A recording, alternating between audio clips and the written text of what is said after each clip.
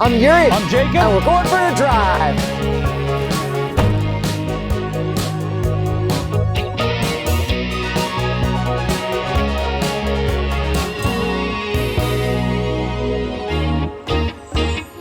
In this episode of Car Review Court, I am going to defend the 2023 Mazda CX-50 to the death. And I'm going to defend the 2022 Mazda CX-5 because who needs plastic cladding, right? Well, Yuri, by my math, 50 is exactly 45 better than 5. Okay, whatever. Let's get into what these are to start off with. The CX-5 is newly updated, so we have color matched cladding, new headlights, new taillights, and the CX-50 is a brand new model. What kind of model is it? And you may be thinking that the CX-50 is actually based on the CX-5. It is not. This is actually the same platform as the Mazda CX-30. It is just stretched and heightened up a bit. Yeah, the CX-50 is lower, wider, and longer than the CX-5, but it actually has more ground clearance for its off-road prowess. And that is meant to be the option for people who want to go off-roading and all that kind of stuff, and this is more of the city urban vehicle choice. So I am going to defend my CX-50 client, starting with the exterior. It has plastic cladding, and everybody loves plastic cladding these days. If you are doing off-roading, which your segment is meant for, cool, but for urban city driving, plastic cladding is useless. Nobody likes plastic cladding, and it's so nice to see a color-matched CX-5, especially in this beautiful white color. While that does look pretty impressive, the wide stance of this vehicle just looks even more impressive, more imposing. Lots of people are stricken with fear when they see this car on the road. Are they stricken with fear because of the fake plastic vents in the back of the bumper? Yuri, plastic vents are a way to enhance the character of vehicles, which I love so dearly. So then both of these have similar headlights and similar taillights that are refreshed from last year's CX-5. Except the CX-50 has much more aggressive looking ones where they kind of just cut off the tops of them. But unfortunately, both of these cars can't have the front daytime running lights on while driving. They both force you to full headlight mode. And we have the exact same looking exhaust tips, nice round, and nothing fake going on either of these. And I know where I'm gonna beat you for sure, with the horsepower and torque. There's no chance you're gonna beat me with the exact same horsepower and torque for both of these. 227 horsepower and 310 pound-feet of torque on 87 octane from a 2.5 liter four-cylinder turbo. But little do you know, I filled this up with 91 octane before we started, so I should have a little bit of a horsepower bump. Well, actually, we didn't fill up either of these, so that is a lie in court! But if I did have more octane, I should be faster, but maybe I'm faster anyways. So both of us in sport mode, both in automatic. Let's just floor it in 3. Oh, judge, jury, do you see this? I have murdered the CX-50. However, what the audience was blessed with when they heard my interior sound is the sound of the pumped-in audio for some reason.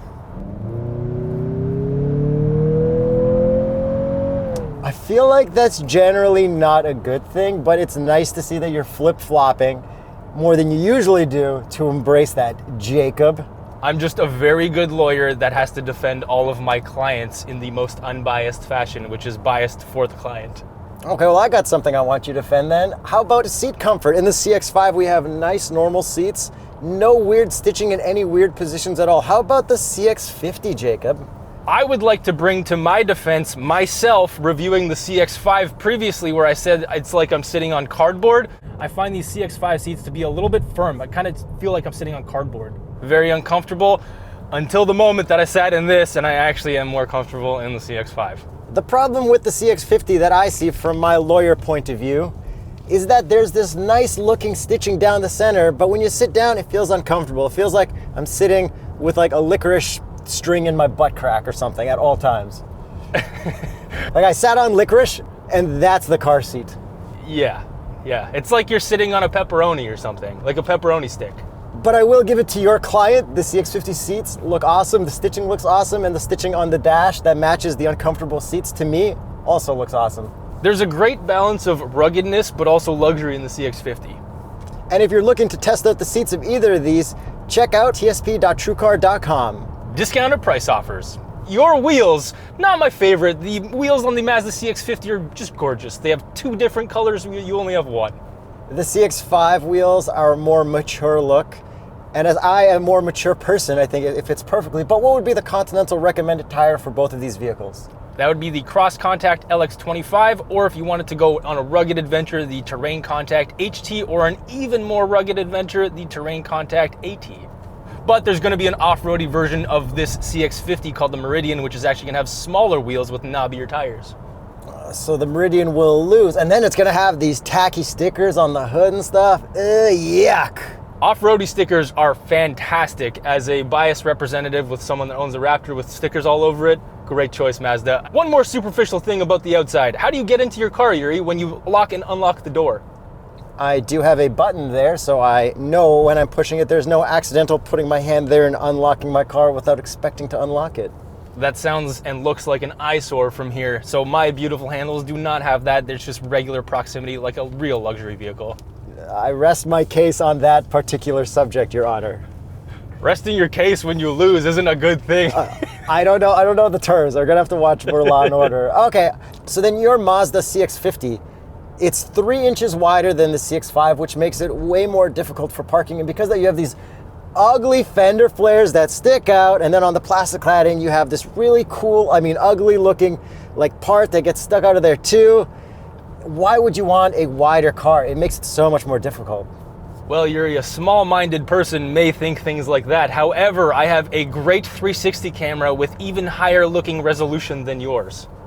Well, the CX-5 is based off an older platform, so that would explain some of it. But the 360 camera is still very good, and we can still see all the angles of the front wheels, the sides, the front and the back very clearly in both. So you mentioned that I have a lot of extra length and girth. I did not say the word girth in this car review, so keep going.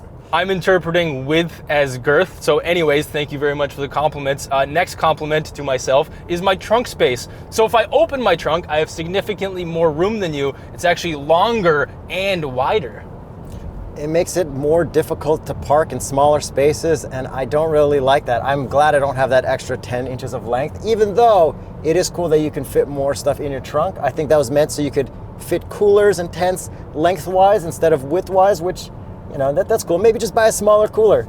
But I also have another feature that you don't have, is I can actually lock this vehicle from the trunk button, where you can't. Oh yeah, I can only close it. That is a cool feature. And I did notice that you had a lot of grocery bag hangers in the back of that trunk too, which I think is very cool, off the record. That you can't use that as points towards your argument because I said off the record. Ah, damn it. So I want to get back on the record talking about rear seat room, which is substantially better in the CX-50. I have lots of head and leg room. I would like to bring forward the evidence of myself at 5'8", sitting behind you at 6'1.5" in both of these vehicles. I have perfectly more than enough knee room in both, and it's not even an issue unless you're oversized, overheighted. Inadmissible because you're so short, you fit in like Mazda Miatas and stuff like that, so it's actually completely irrelevant. You fit in everything.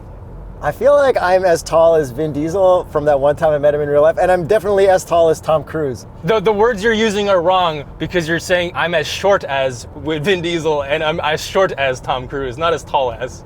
Yeah, I'm as short as Vin Diesel and I'm as short as Tom Cruise, yeah. I'm okay with that. And here's a fun fact, the Mazda CX-50 is the first Mazda built in the United States of America at a joint plant with Toyota, so you're gonna get that Toyota quality in a plant in Alabama. And mine was built in Japan. Take that for what you will. yeah, I don't know. Okay, moving on to the interiors, we both have the same infotainment kind of, but you've got a more updated screen, a little bit wider, and you have the updated command center. I have the older one with a slightly taller, smaller wheel. Yeah, the setup in the CX-50 is significantly better for a number of reasons. It is not significantly better. They are pretty much exactly the same.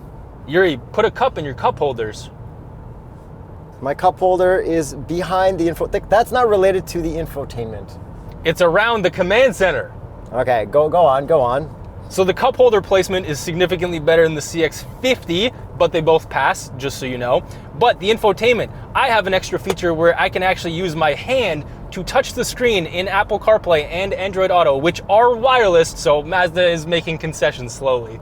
Yeah, I mean, I'm still all right with the command center. This is one of my favorite infotainments. So as far as I'm concerned, both of them do really well. You can hold the home button to toggle between whatever your normal infotainment and your Apple CarPlay is in both of these.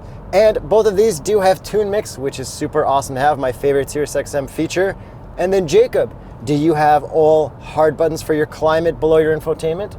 Of course I do. I have very nice touch points for all my climate controls. I have heated and ventilated seats and a heated steering wheel. As do I in the CX-5. And then both of these have adaptive cruise and lane keep, but I feel like it's only lane departure that pulls you out of the lane, so neither of them have an advantage there. And then we both have head-up displays that are both pretty much the same and pretty decent. And in case you missed our live video comparison, let's do a visor test. Yuri? 3, 2, 1. Double fail. And then myself, as being someone who doesn't really like sunroofs, I don't really like moonroofs, I feel like it's too much light. I only have a small sunroof, which I think is the best feature of this CX-5. Yuri, how many videos have we filmed up until this point? 500. I present 500 videos where Yuri says he loves sunroofs as large as possible, which is what I have in the CX-50. I'm not aware of that Yuri. This is a different Yuri representing this CX-5.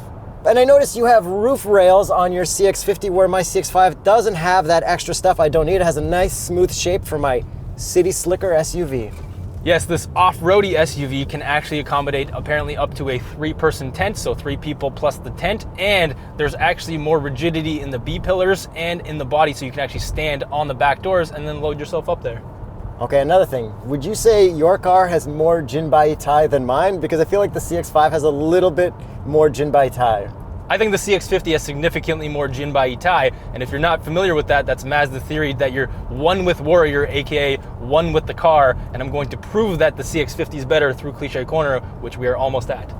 And on the way to Cliche Corner, if I put it into sport mode, my gauge cluster turns red and has a cool graphic. I feel like that's updated from previous generations, and if I remember correctly, that CX-50 has the exact same gauge cluster.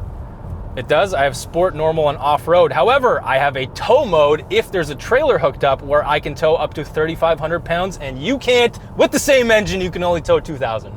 I wouldn't tow anything. I live in the city, maybe one jet ski, and that's about it. I think that's perfectly reasonable. And some fun touch point items in both vehicles. There's actually a hand-shaped handle to actually grab on in the CX-50 where there is not in the CX-5. No, you just use your handle to open it like a normal car, and I think normal car stuff is the best, especially for how crazy the future is getting. And a nice normal car thing that both of these cars have is memory seats in the front. And another nice thing that we have in the top trims, we actually have paddle shifters in both. A little bit plasticky in both, so not really a knock against either, just both at the same time. And they're both the same Mazda 6-speed automatic transmissions that are gonna upshift for you when you floor and hit redline. On the way to the train tracks, get into manual mode, go into second gear, and let's floor it at the exact same time. Oh, I was slow on the throttle there. Dusted! It's the same, but the CX-5 will eventually pull away. Yeah, for some reason this one's faster. Maybe it's that extra girth that you got that's slowing you down there, bud. Hey man, it's the motion of the ocean. And now it's time for gratuitous slow-mo shots over the train tracks. Let us know which one looks better.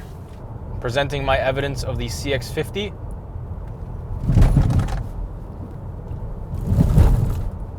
CX-5 on the train tracks felt pretty good to me. Felt pretty decent to me too. You, the jury, decide in the comments below. Brake boost into Cliche Corner. Go. Right on you, Jacob. That was pretty good though. I felt a little bit of wheel slip, but this all-wheel drive system actually feels a lot better, even though it is very much the same. This has the biggest torque coupler that Mazda has fitted to a vehicle. Yeah, and through the little S's before Cliche, no issues with the CX-5. Now this feels great too. Sport mode, let's see if you can keep up with me through Cliche Corner, and man, does this feel really flat through here. CX-5 feels good too, no complaints at all. I can see some body roll in my rearview mirror and pulling away from you now. Oh, this handle's better. Slightest bit of understeer, but I'm like right on you. This definitely does feel flatter and better, and I think the suspension is overall better tuned, surprisingly, for the road. Let's spin them around. I'll go first, and we'll both turn off traction control. So with the CX-5, I've just realized they've removed the traction control button, even though it shows that it's still there in the manual. Aha, traction control off and totally off in the Mazda CX-50. And that first bump going into the best direction of Cliche Corner, Oh, feels great. Ooh, feel great. Yep. All I can hear is my intake sound. Ooh, turn. You know what? I'm flooring it, and the G vectoring stopped it from understeering and kept me going through. So. Oh, the turn-in is so much better in this car. It almost feels rear bias compared to yours. Yeah, mine will get me through, but it's not amazing. And I remember that CX-30 was amazing in Palm Springs, and the CX-5 wasn't that great against the Taos. So yeah, you know, maybe if you want a race car, your Mazda, the CX-50 is the choice to go. Surprisingly, the CX-50 actually handles better. I did not expect that. I mean, yes, I did. My client is better than yours. That new CX-30 chassis, man, I'm telling you. So with all that out of the way, I think it's time we get to the price. Let's start with the vehicle that is the cheaper vehicle, which is the CX-5. It starts the less expensive vehicle. There's nothing cheap about this. Yeah, I chose my words carefully. The cheaper vehicle starts at $30,200. Canadian. And the CX-50 starts at $37,900. However, we are driving the top trims. The signature CX-5 is $43,200. And the CX-50 GT Turbo is $45,350. Not the worst discrepancy at the higher end, but at the lower end, it seems like you can get a CX-5 for a lot less, which is a very cool feature. Lawyer hat off. I didn't think I would like the CX-50 as much as I do. It looks fantastic. It drives even better than the CX-5. Yes, the seats are not the most comfortable, so if you're considering this, definitely sit in one in a dealership. Taking off my lawyer hat, which is my tsp.truecar.com hat. Yeah, if it wasn't for the seat comfort, I'd be team CX-50 all the way. I think you should definitely sit in it before deciding if you're going to go for it. I'm wondering if there are different seat options for that, because that's the only thing really holding me back from pretty much getting one of those for my wife, who loves the CX-5 and CX-50 looks. And yes, these are very, very similar cars. However, there's enough differences, I think, to justify the price difference of the CX-50. So if you are shopping for this, I think you actually do get a lot of value if you choose the CX-50. But this updated CX-5 looks awesome. We haven't driven it yet. I think they did a great job with the headlights, taillights, and the plastic cladding. Like, this is pretty sweet too. I think it's a thing that they worked into the model years with, like, you know what, we're gonna do plastic cladding at first, and then we're gonna delete it so we can impress everyone that's been complaining about plastic cladding like us for the last couple of years. So either way, if you're happy with either one of these, you can't really go wrong. And let us know what you thought of this episode of Car Review Court. And I need to add that I would actually pick this over the Subaru Forester Wilderness Edition.